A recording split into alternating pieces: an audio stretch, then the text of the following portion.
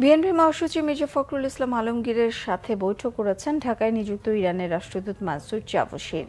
Iran মনে করছে বিগত দিনে বাংলাদেশের সঙ্গে কাজের সুযোগ কম হয়েছে, সামনের দিনগুলোতে কাজের সুযোগ বাড়ানো যায় কিনা সে বিষয়ে আলোচনা হয়েছে। রবিবার বিকেলে রাজধানীর গুলশানে বিএনপি চেয়ারপারসনের কার্যালয়ে বৈঠকে বিএনপির স্থায়ী কমিটির সদস্য আমির খসরু মাহমুদ চৌধুরী ও দলটির আন্তর্জাতিক কমিটির সদস্য শামা ওয়ায়েদ উপস্থিত ছিলেন।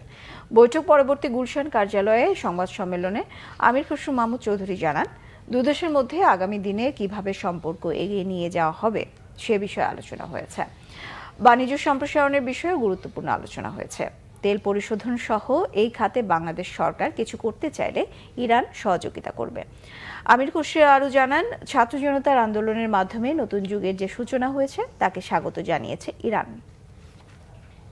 নিজস্ব ক্যাপাসিটি তারা অনেক বাড়িয়েছে, তো সেখানে ইয়াং জেনারেশনের জন্য সুযোগ আছে দুই দেশের কাজ করার জন্য।